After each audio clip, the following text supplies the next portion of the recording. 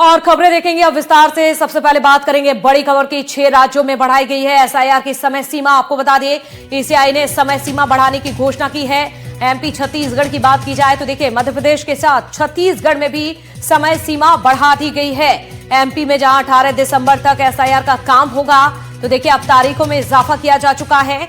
मध्य प्रदेश की अगर बात की जाए तो 18 दिसंबर तक एसआईआर की प्रक्रिया चलने वाली है, ये काम होगा। तो छत्तीसगढ़ में भी 18 दिसंबर तक एसआईआर का काम किया जाएगा।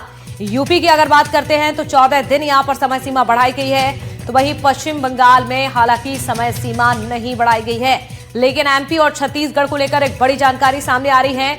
मध्य प्रदेश और छत्तीसगढ़ में तारीखों में इजाफा हुआ है, यानी कि एसआईआर प्रक्रिया में अब देखिए तेजी के साथ यहां पर तारीखों में इजाफा किया गया है। तो 18 दिसंबर तक एसआईआर का काम चलता रहेगा। इस वक्त की ये बड़ी खबर आपको बता रहे हैं। और ज्यादा जानकारी के लिए हमारे साथ भोपाल से तो देखिए लगातार अपडेट सामने आ रही है। चलिए और ज्यादा जानकारी के लिए जुड़ते हैं। हमारे साथ भोपाल से एग्जीक्यूटिव एडिटर अनुराग द्वारी जी भी जुड़ चुके हैं। इसके साथ ही रायपुर से हमारे साथ जुल्फिकार अली हमारे सहयोगी जुड़ चुके हैं। अनुराग जी, सबसे पहले आपका रुख करना चाहूंगी। देखिए जिस तरह से हमने देखा मध्य प्रदेश में कहीं ना कहीं ये बात तो स्पष्ट है कि बीएलओ में जिस तरह से दबाव उनमें देखा जा रहा है, अब तो तारीखों में भी इजाफा हो गया है। बताइए सर, और क्या इसको लेकर अधिक अपडेट? देखिए, अगर आप मध्य प्रदेश की राजधानी भोपाल की बात करें तो यहाँ पर जो डोर टू डोर बीएलओ जा रहे हैं, उसके बाद लगभग पूरे मध्य प्रदेश में अगर मैं कहूँ कि 95% से ज़्यादा गणना पत्रक का काम पूरा, उनके डिजिटाइजेशन का भी काम पूरा हो गया है। तो अतिशयोक्ति नहीं होगी, लगातार यहाँ काम चल रहा था। और राजधानी भोपाल में 3 लाख ऐसे नाम हैं। हालांकि कई जगहों पर क्योंकि पहले भी इस तरह की पुनर्निरीक्षण की प्रक्रिया चली है, तो उसके बाद 3 लाख ऐसे नाम थे लिस्ट में जो मृतक थे। 1 लाख इधर से उधर शिफ्ट हो गए हैं, तो लगभग 4 लाख नाम ऐसे हैं जिनका की घटना तय है।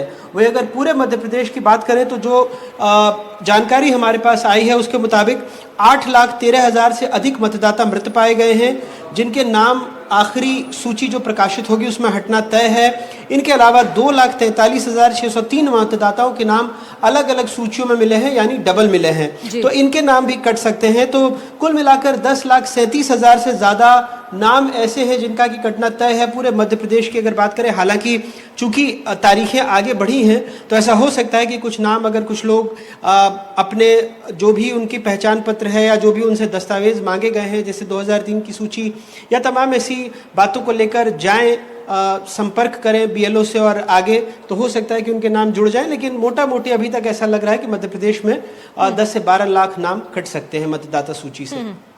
बिल्कुल, चलिए बहुत शुक्रिया सर आपका तमाम अपडेट देने के लिए। तो ये लगातार काम किया जा रहा है एसआईआर को लेकर। मध्य प्रदेश में तारीखों का ऐलान भी हो चुका है। इस वक्त की ये बड़ी अपडेट आपको बता रहे हैं। रायपुर से हमारे सहयोगी जुल्फिकार अली भी जुड़े हुए हैं। जुल्फिकार जी, अगर बात की जाए राजधानी रायपुर की और छत्तीसगढ़ की, तो बताइए जरा किस तरह से यहाँ पर काम चल रहा है? पूरे छत्तीसगढ़ की बात की जाए तो एफआईआर की तारीख को बताया गया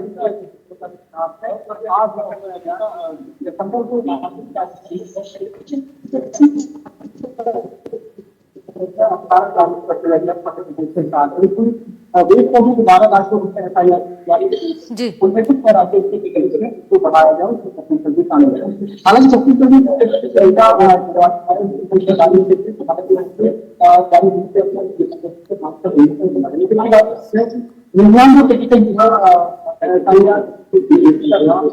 और वो काम लगभग हो चुका है और जिससे 1%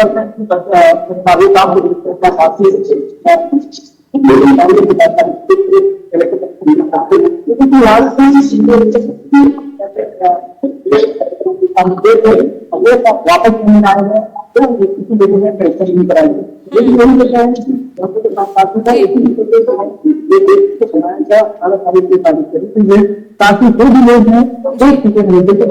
बिल्कुल, ये प्रक्रिया लगातार चल रही है छत्तीसगढ़ में और अब तारीखों में भी इजाफा किया गया है। शुक्रिया आपका विस्तार से जानकारी देने के लिए।